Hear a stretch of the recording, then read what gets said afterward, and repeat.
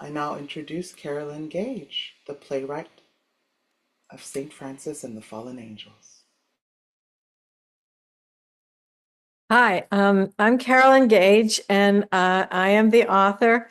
And can someone else do the admitting so I can read what I've got my We thing got here? it. Yes, we've got it covered. We got it, Oh, Carolyn. great. You guys, this is amazing tech. I just tell you, I appreciate it.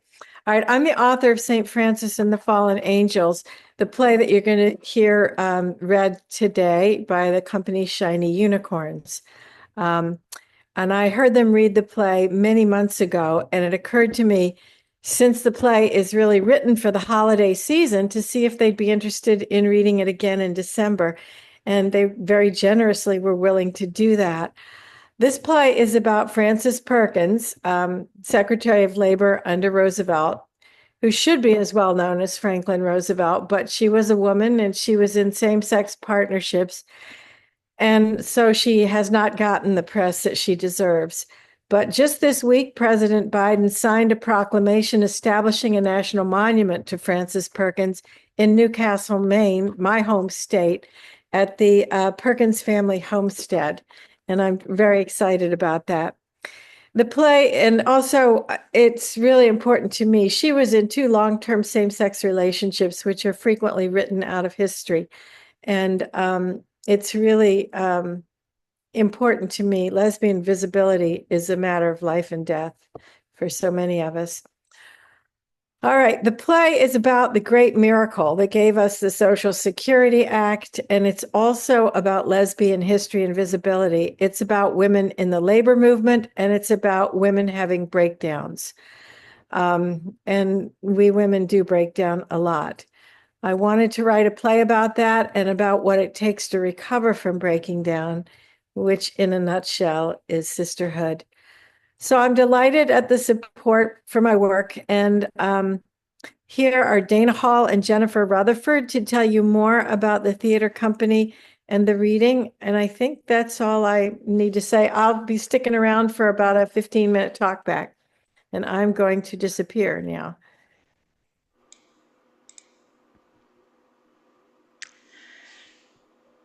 It's a Friday night, December 21st, 1934, and three ghosts visit Frances Perkins during her weekend retreat at an Anglican convent. It is the end of Franklin D. Roosevelt's second year as president, and the end of Frances's second year as his Secretary of Labor. FDR, after throwing a number of obstacles in her path, was intentionally given her a seemingly impossible deadline, 3 days to complete all the work on the proposed old age insurance, aka Social Security bill. The ultimatum is that she must have the work on his desk by Christmas Eve if she wants him to present it to Congress in the new year. Meanwhile, Frances's life partner, the railroad heiress Mary Rumsey, has just died in a freak accident earlier in the week, and Frances is alone and overwhelmed by the grief that the rest of the world will never acknowledge.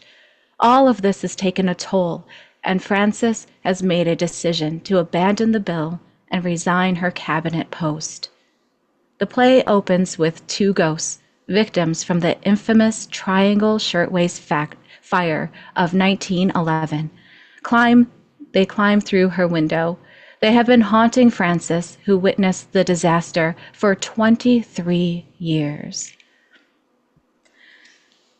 This is a play about the forces of greed and capitalism versus the resilience of organized labor.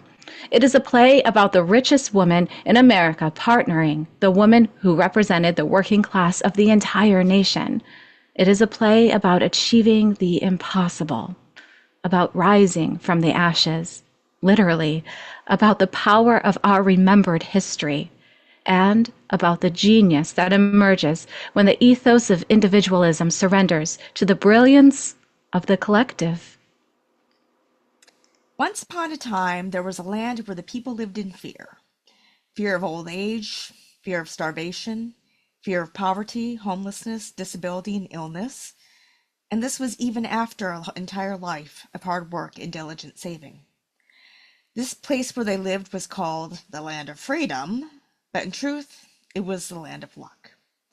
and so the people lived in fear, hoping desperately that their luck would hold out. But in the winter of 1934, there came a great miracle. It was December 21st, the night of the winter solstice, that time of the year when the days are short, and the nights are long, when the world lies dreaming, and when, in the deepest of the darkest darkness, great wonders are born. It was that time of year when, according to legend, mighty kings traveled far to share their treasures with a child born into poverty. It was that time of year when, according to legend, a single flask of oil that was barely enough to fuel a lamp for one night would burn for 8 whole days. The 8 days that were needed to perform a ritual purification. And it was a time when the spirit of a powerful woman, shattered by personal loss, struggled under the burden of her great mission. It was a time when the spirit of the woman who loved her was restless with remorse for things she had left undone. And it was midnight. It was the hour of ghosts and the hour of witchcraft. So gather round, my friends, for tonight you shall hear the tale of Frances Perkins and the great miracle of that cold and dark solstice night in 1934. It's her! We found her! She's here! Bertha? Bertha! Are you there? Coming.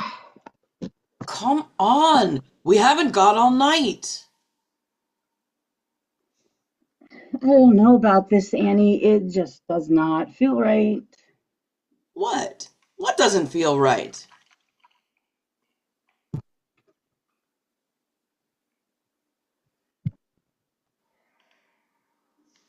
What doesn't feel right?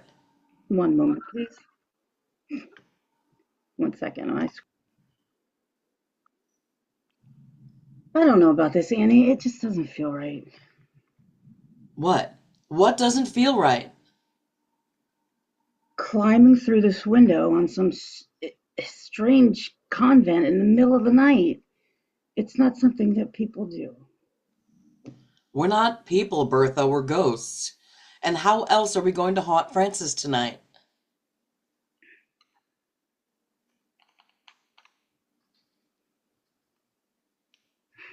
See, but that's the thing. We've never haunted her at night before, or on the weekends, or on holidays. And it's almost Christmas.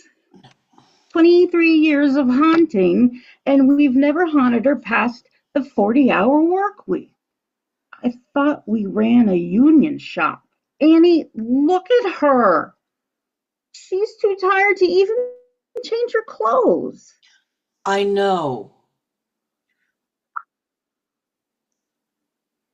And she drove up all the way. She drove up here to Maryland today, left the capital after work. She drove to the convent and just to get a few days peace and quiet. My God, Annie, Frances Perkins is the Secretary of Labor. Let the woman sleep. We can't. Why not? Something's come up. Something's come up. What? A deadline. It's the Social Security bill. What? The one about old age insurance? Well, they're calling it Social Security now. Roosevelt told her to get the final report of the legislative proposal on his desk before Christmas. Well, that's 3 days from now. That's what he said. If she wanted him to send the bill to the new Congress in January, he had to have it on his desk before Christmas. But everybody's already gone home for the holidays. It doesn't make sense. Bertha, do you remember the Triangle Shirtwaist Fire? Of course. Well, it's like that.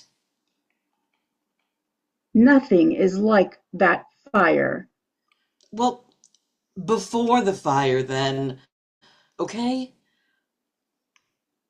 Before the fire, everybody in New York knew that the Triangle Factory was a death trap. The union, politicians, the owners, everybody. But did that change anything? No, it did not. Why?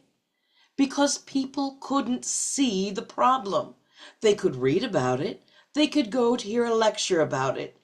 But it wasn't real to them because they couldn't see it.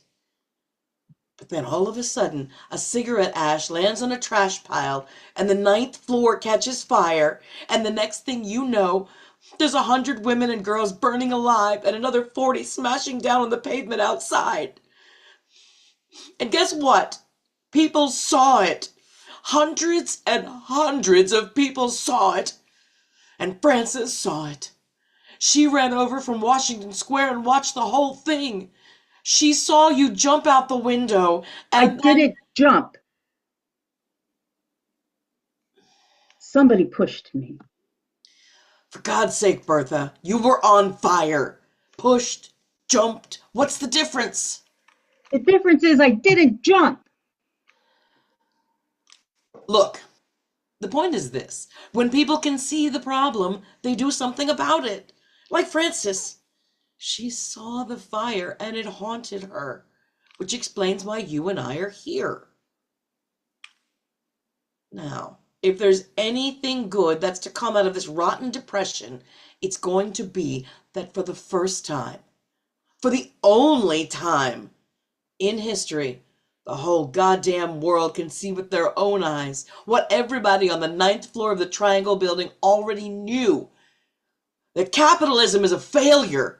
Right now, Bertha, the whole world is out on the sidewalk watching the bodies fall. They're in shock. They're upset. But they're going to forget. And the son of a bitch owners are going to make sure they forget, just like they tried to do with the fire. 1 year from today, that old age insurance bill won't stand a chance in Congress. And I know it. And Frances knows it. And Roosevelt knows it. Right now, there's this tiny window that's still open. But once that window closes, it's going to be a century before it opens again. It's going to take a revolution. And meanwhile, how many millions of old people and sick people are going to suffer and die? And that is why you and I are waking Frances up now and taking her back to Washington tonight so she and her committee can get that goddamn paperwork on that son of a bitch's desk by Monday so he can send her to Congress. Because by next year, it's going to be too late.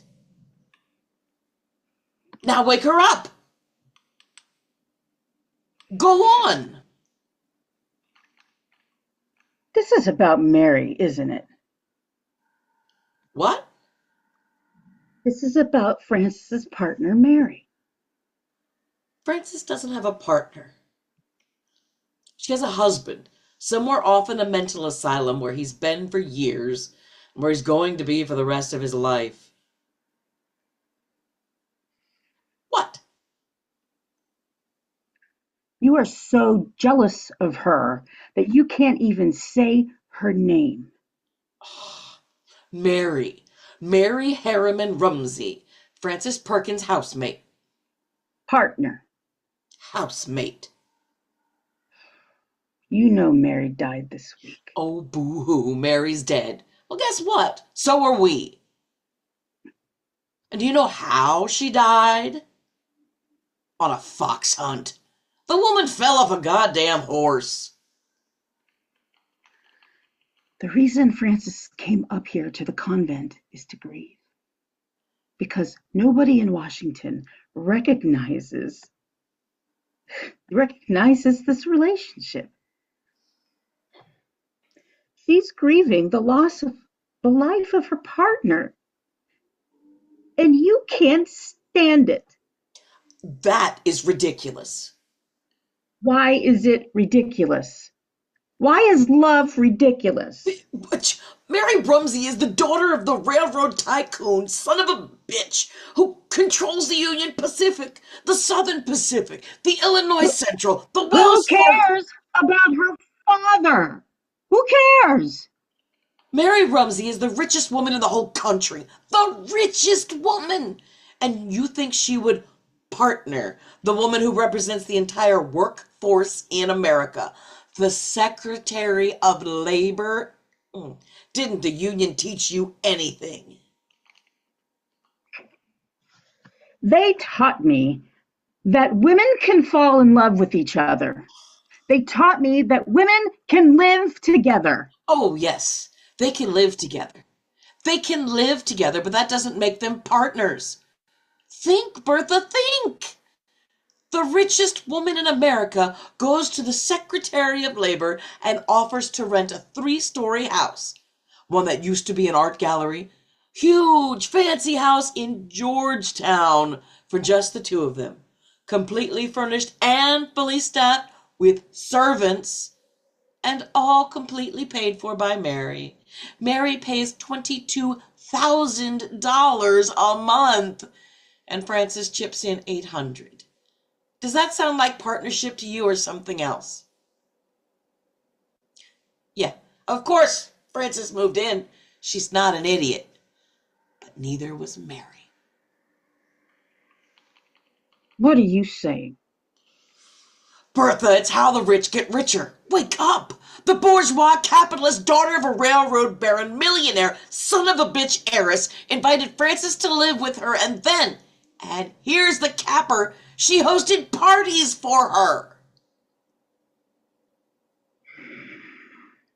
So what? So who the hell do you think Mary Rumsey was inviting to these parties? People who make policy. People who pass laws, powerful people, ambassadors and diplomats and senators and Supreme Court justices. Just because they, And who the hell do you think, what the hell do you think went on at these parties? Do you think they played Find the Thimble or Squeak Piggy Squeak? Deals, Bertha, they were making deals, trading favors, swapping secrets, greasing palms.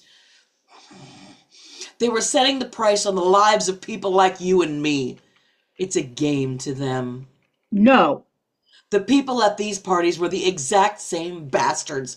The fancy-ass lawyers and the judges and the bankers and the insurance men.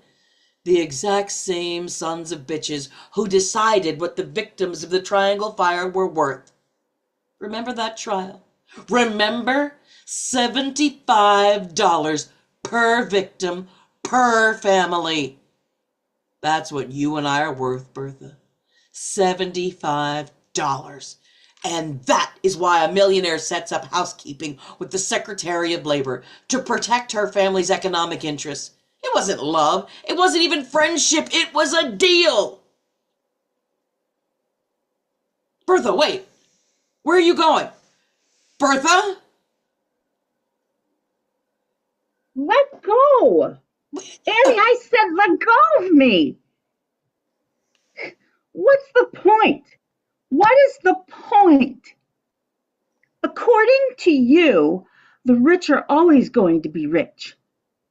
And the poor are always going to be poor. And there's no such thing as love. And we're both dead anyway, so what's the point? I never said there's no such thing as love. But what's the point? Bertha! No matter what we do, dead or alive, no matter what the union does, no matter what Frances does, no matter what anybody does, the rich are always going to find a way. They always do.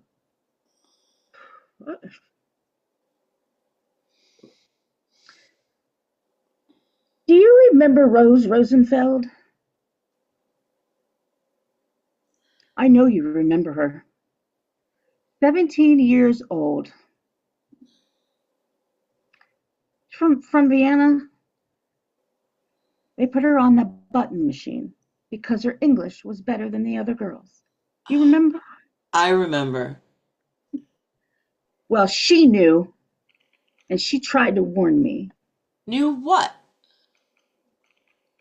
Remember when the smoke started to come up from the 8th floor up to the green stairs? The green street stairs. Yeah. Well, I started running towards the other stairs, the ones to Washington Place. That door was locked. Well, we didn't know that yet. But Rosie grabbed my arm and she said, "Take the Green Street stairs." And I said, but they're on fire. And then she said, no, go up, up. Take the Green Street stairs up to the top, to the 10th floor. And I thought she was crazy. Why should we do that? We'd be trapped up on the roof. But Rosie kept pulling on my arm. Come on, Bertha, let's go. And I was yelling at her, no, we have to go down. We have to go down the stairs. And then she said, but their offices are up there. The bosses are up there on the 10th floor. I mean, it didn't make any sense. The fire wasn't going to care. But Rosie, she was insisting, Bertha, they're going to have a way out. The bosses always have a way out. And then I heard someone next to me screaming. That was Jenny Franco. Her skirt was on fire. I turned around to look, and then Rosie let go of me. And when I turned back again, she was running toward the Green Street stairs. We were trying to stamp out the flames on Jenny's skirt, but our hems kept catching fire. Annie, listen to me. What? Rosie made it out.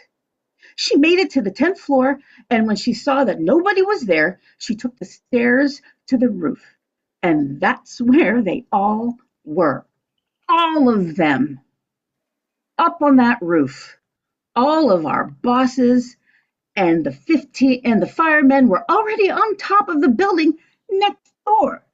And they lowered their ladders across, and they all made it. Annie, everyone on the 10th floor made it. And Rosie made it too, because she was with them.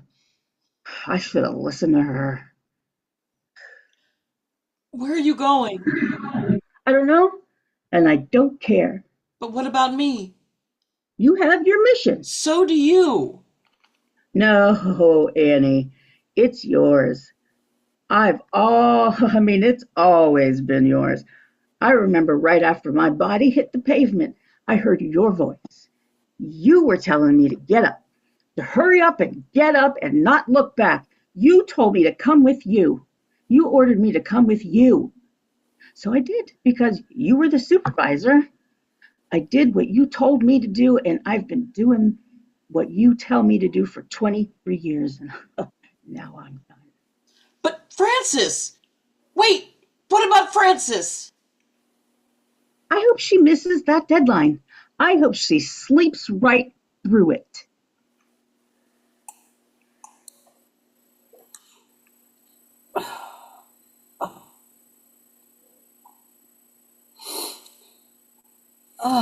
Oh. Bertha! What? Who's there? Oh, Annie, it's you. Bertha's gone. What were you doing here? It's the weekend, and where's Bertha? She left. Well, Annie, that's what workers do when you make them come in at midnight on the weekend before Christmas. She's gone. Frances, she left me. She left us. Annie, I'm so sorry. 23 years. I know. A long time. They were good years, productive years. We got a lot done, the three of us. She's gone.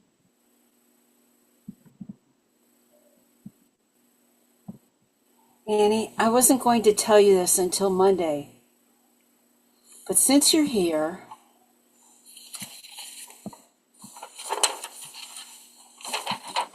What's this? It's my letter of resignation to Mr. Roosevelt. Oh, I'm quitting my job as Secretary of Labor. what? I'm leaving the cabinet, quitting the government. But the Social Security bill. Annie, it was never going to pass. The Social Security bill was never going to pass, with me or without me. Why not? Because Mr. Roosevelt doesn't want it to. I don't understand. He authorized the committee. And he wouldn't fund it. But you found the money, and we had that huge national conference last month to introduce Social Security to the public. And the day after, Mr. Roosevelt told the press he wouldn't support it. But we fixed it. We had our own press conference the next day, and you told the reporters they misinterpreted the president, and he would support it. Frances, we're almost there. Get the proposal on his desk by Tuesday, and he has promised to take it to Congress. Annie, no. No. Why no? Because there are 13 volumes of research to summarize. And because I'm the only person on the committee who actually attended all the meetings. And because they've all gone home to be with their families. And because I quit. There's still 3 days. I don't understand. I know you don't. That's because you don't understand politics. It's late, Annie. It's been the worst week of my life. Well, I'm sorry. Did someone set you on fire? Oh, Annie. Maybe it's because I don't understand politics, but it does seem to me that your sleep is slightly less important than letting millions and millions of people in this country starve to death, sick and homeless. People who have worked their entire lives. People who built this country from the ground up, growing the food, sewing the clothes, fighting the wars, mining the coal, digging the roads, teaching the children, tending the sick, letting millions and millions of people who are too old to work be thrown away and dumped out on the garbage heap, all because you're tired and want to sleep. It doesn't work anymore. What doesn't work? The guilt, the shaming, the appeal to my sense of duty, the horror, the sorrow, the pity, the harassment, the haunting, the bullying. It doesn't work. You can't get blood from a stone. I wish you could. I wish I could. It's that son of a bitch. Yes, it is. It's that son of a bitch, Roosevelt. Stop. Why are you always protecting him? Annie, he's the president. It's his job to stay in power. It's his job to protect the party. It's his job to protect the people. Well, he very well can't do that if he's not in power, now can he?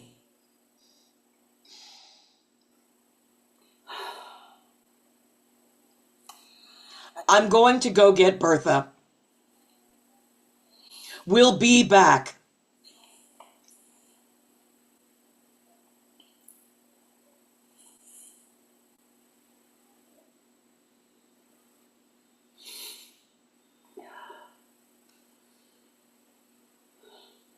Mary?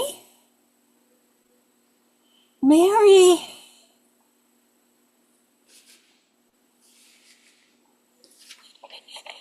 My angel, I'm so sorry.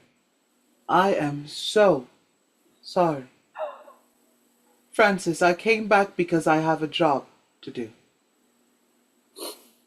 No job. No job, no more work. Yes, I have a job, and I need to tell you about it. All you have to do is listen. Can you listen? I didn't expect to die this week. Nobody expected it. And I did something terrible. Oh, I didn't take care of you. I failed to pay the rent forward, and I never made a provision for you in my will, and I should have, because I knew my family would never recognize you as my widow. And now you have to move at the end of the month. I wouldn't have stayed anyway. Frances, it was unconscionable. I own an estate on Long Island, another one in Virginia, an apartment in Manhattan, and I leased the house in Georgetown. And now, the love of my life is homeless at Christmas. On top of the most critical deadline of her career, she is having to organize the move, pack all her belongings, and then stay in other people's homes until she can find a place, and all the time grieving in secret. It was negligent and cowardly of me, and I have been appalled by my family's behavior at the hospital. It was inexcusable. And the eviction. And then this business of not inviting you to ride on the funeral train to New York for the burial? Mary, it's all right. Eleanor stepped in. Eleanor? She knew your family wouldn't turn down a request from the First Lady, so she asked if she could ride with the casket. And of course they were honored. And then she told them that I would accompany her.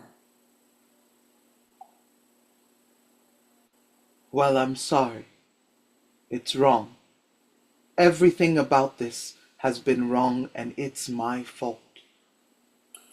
It's just the way the world is. There is another world, Frances, and I can't live there until I have done something about how I left this one. Mary, I need to leave a legacy, Frances, a legacy of love, of our love. oh Mary, you have given me so much. You have given me everything. My miscarriage, then the stillbirth. Remember what you did? You came to me and we ended up organizing the Maternity Center Association. And after the fire, when I wanted to get into political work, you got me appointed to... The Social Security bill. And you helped me write that bill. That is going to be the legacy, the passage of that bill.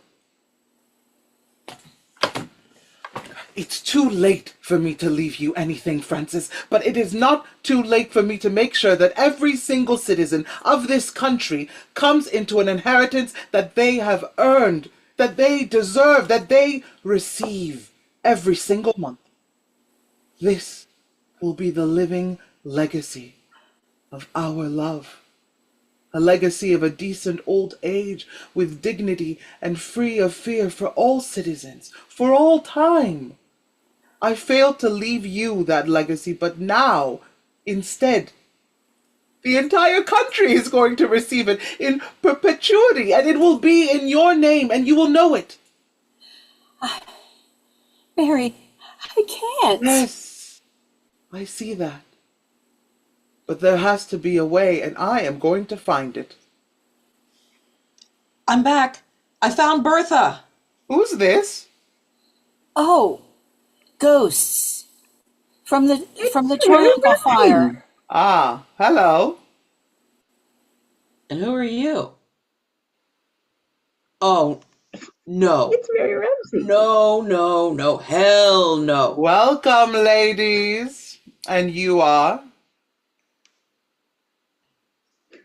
You are? Bertha. I'm sorry, I'm Bertha. And this is Annie. You seem to be lost. The fox went that way. Nice to meet you, Annie. Frances, I'm so sorry. I told her not to wake you up. I told her you needed to sleep. It wasn't my idea to follow. Bertha, don't apologize. I'm so sorry that we didn't leave you alone. No, you're not. Annie never knows when to stop. I stop when the work is done. She just pushes and pushes and pushes. I do not. Yes, you do. You pushed me out the window. What?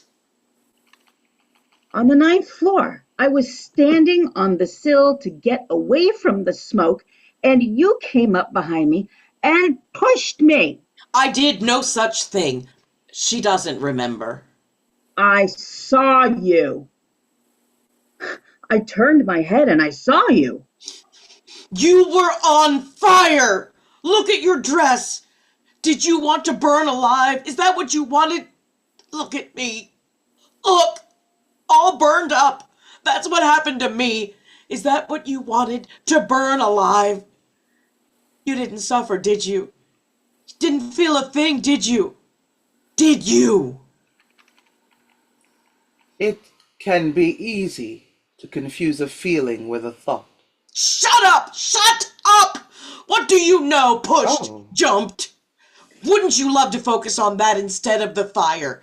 The fire that you and your rich cronies keep smoldering in every factory, in every tenement. I did something, and I keep doing something. And it's always too much, and it's never polite, and it's never the right time, and I'm always the problem. But I did something. And the reason I didn't follow you out that window is because I had a duty to stay with my crew. And for that I burned like a sinner in hell.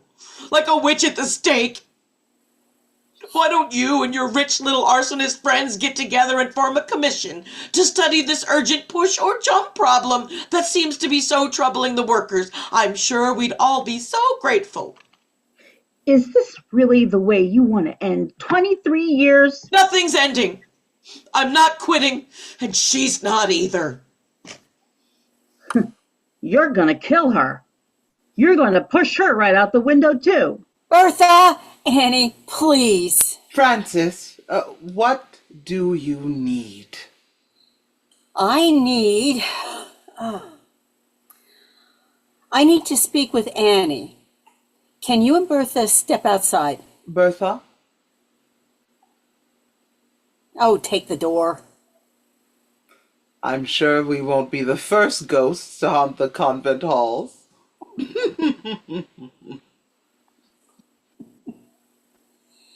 Annie, I want to thank you. Don't patronize me. I'm not. But how do you thank the driving force behind the minimum wage, the 40-hour work week, the ban on child labor, workers' compensation, unemployment insurance, overtime pay, workplace safety standards? That son of a bitch always takes the credit. And that's his job.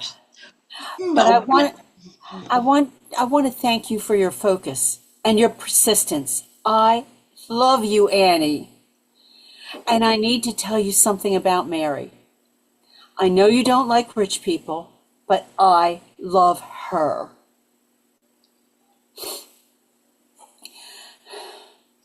Frontal attacks are dangerous. They put everything on the line. They're risky. Mary taught me the value of flanking maneuvers, like cutting off the enemy's supply chains behind the lines. I'll give you an example. Mary is the chair of the Consumer Advisory Board, and that board is a flanking maneuver for labor. Mary's job is to see that the cost of consumer goods stays tied to the cost of wages, because when the union strikes, it's a frontal attack. And even if the union wins higher wages, the bosses can turn around and raise the price of consumer goods, and the workers will still be the losers. The strike can only be meaningful if those costs are tied to wages. I'll give you another example. Take debutantes. No, thank you. But what do debutantes turn into? Rich bitches. Ex-debutantes. And ex-debutantes are a huge national self-perpetuating population of women with a lot of time on their hands and access to massive resources. Rich bitches. Frontal attack, Annie. Let's look at a flanking maneuver. What do these women care about? Money. They have money. What they care about is their social prestige. And how do they get that? historically by outspending each other on clothing and things like, Fox hunts. but what if somebody changes the game so there's another way for them to gain prestige? What if the game is to see who can organize and fund the most innovative improvements for the workers in their communities? Never happen. But it did. It does. Mary started an elite national organization for ex-debutantes called the Junior League. And they make headlines and social registers all over the country by doing volunteer work. It's still a game, and it's still about status, but this time the competition results in cooperation across class lines. Rich bitches. Okay, Annie, here's the deal. If you want to keep haunting me, you have to learn to work with Mary. Frances? Frances! Oh, Bertha has just had a very interesting idea. Oh, it's not really an idea. Tell them what you said to me. Well, I was talking about the fire. You know, how we were all locked in on the 8th and ninth floors, and how Rose got out because she went up to the 10th floor, where the bosses And then? What? Remember what you said after that? I said I'd like to see them lock up the 10th floor. I'd like to see them lock up the 10th floor. Yeah, me too. Then let's do it. Do what? Oh, lock up the 10th floor. Let's lock up the bosses. We can do that. Our house used to be an art gallery. We can lock that entire hall on the 7th floor. We'll send for the members of the Social Security Committee. We'll send for them to come on Monday, the day before Christmas Eve. And we'll have them meet in that 2nd floor hall around a big table. We'll put out something to eat, not too much, and we'll set out a huge bottle of whiskey, very expensive whiskey. And then we'll lock them in. Lock them in. If they want to go home, they have to finish the work on the bill. Yeah. Rich people always find a way out. That's what Rosie said. But they will have to swear that this is it, the absolute final draft. No more revising, no more second opinions, no more second thoughts, no more second guessing. Whatever isn't done by Monday night, Congress will have to fix later. Our work will be done. And everyone on the committee will have to take an oath. It's like the only way to the 10th floor is to save us. Annie? It won't work. You'll be outnumbered. It's worth a try. No, it's not worth a try. We have to change the odds. Look at her. Just has to win or it's not worth it. She's right. You have to win. Annie, you're right. I'm sorry. Wait. What if we increased our odds by, say, 140? What if we bring the triangle ghosts, the women and the girls who died in the fire? What if Bertha and I bring all of them to the meeting to work security? We could make a circle around the table behind the backs of the men guarding the doors. Frances, you would be able to see them. Yes. Even if the men couldn't see them, they would feel their presence. Oh, they'd feel it all right. Oh, yeah, they're getting flanked. You organize the women, and I'll organize the girls. I'll stay with you tonight, Frances, and in the morning we'll drive back to Washington and start calling the committee members. On Sunday, we can line up the catering. We'll have plenty of time for that. Frances, I'll be by your side every minute, all the way. It won't be work, I promise. It'll be a party.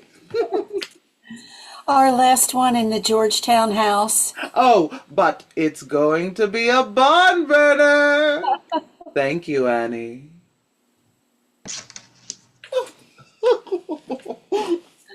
Oh, Okay, Bertha, we've got 48 hours to raise the dead. Yes, ma'am.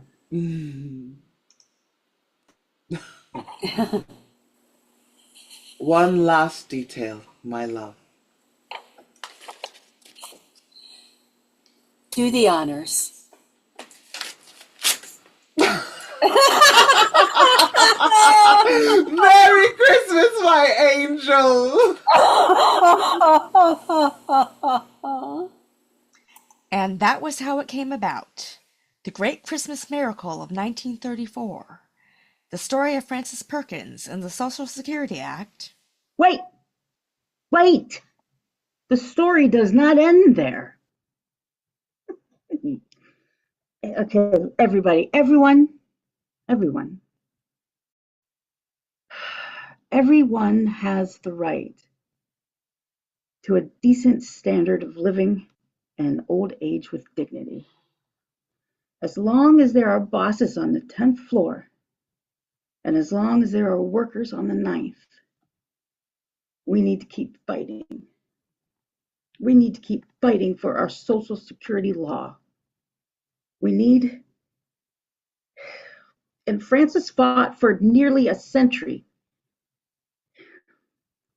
And just like Frances, we need to feel the presence of the ghosts from the Triangle Fire and the ghosts of all the men and women who have organized and struck and picketed and marched and lobbied and who had never given up. Their spirits are still here with us today, right now calling us to take up the work and follow in their footsteps. Can you rise? Can you all rise now and join with us and sing the traditional women's labor anthem, Bread and Roses? We go marching, marching in the beauty of the day. A million darkened kitchens, 1,000 mill lofts gray, are touched with all the radiance that a sudden sun discloses. For the people hear us singing, bread and roses, bread and roses. As we go marching, marching, we battle too for men, for they are women's children, and we mother them again. Our lives shall not be sweated from birth until life closes. Hearts starve as well as bodies. Give us bread, but give us roses.